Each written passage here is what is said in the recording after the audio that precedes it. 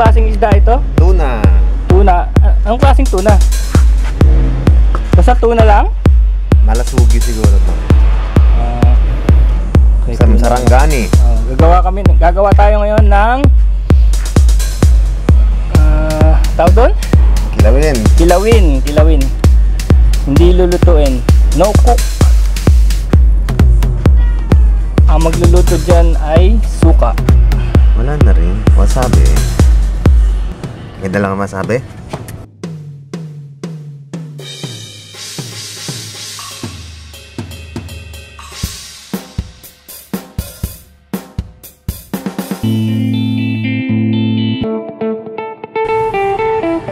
Hindi ba pwedeng tunang maliit?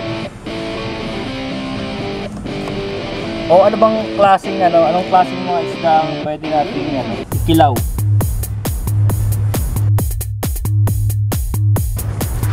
Salmon? Bangus, meron din mamaya. Ba't inalis mo yan? Hindi kasama ko niya, may tim. Hindi masarap? Sa gitna yan.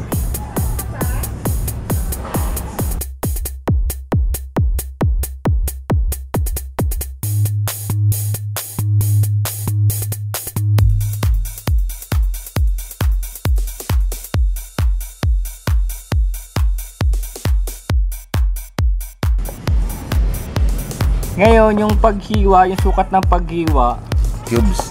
tsaka yung style ng paghiwa, hindi naman importante, di ba? Hindi importante, basta yung kasya sa bibig ng kakain. Yun ang niyan. So, yung iba kasi, pag hindi alam ang hiwa, ayaw lang gumawa. Sabi nila mahirap. Totoo niyan, wala namang kinalaman yung hiwa. Pagandahan lang din kasi yan. Presentation.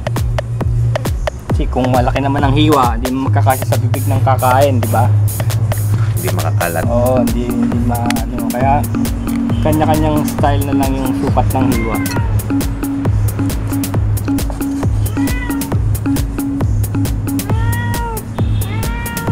Yung balat, anong gagawin sa balat? Wala na yan. Pwede sa pang sigang sakot. Pang sigang. Matigas yan eh.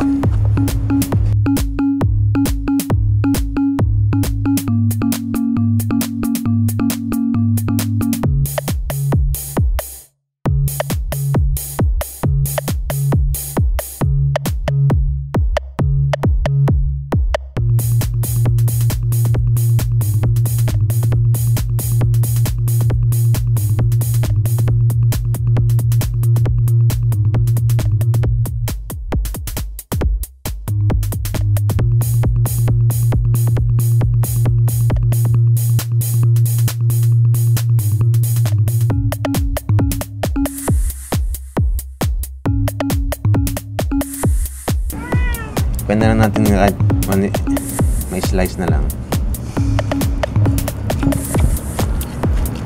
Bangus pwede dyan? Matinik nga lang, no? Hindi kaya dahil sa matinik tsaka hindi matinik.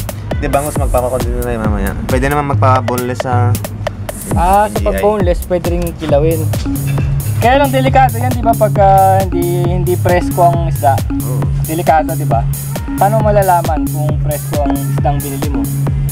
Makuha mo naman sa kulay. Sa kulay? O sasabihin din na titinda? Sa amoy? Tapos malambot na sa amoy. Anong amoy? Hindi amoy sira. Malambot na yung isda. Teka, amoyin ko amoy isda. Hindi mabaho. Amoy dagat.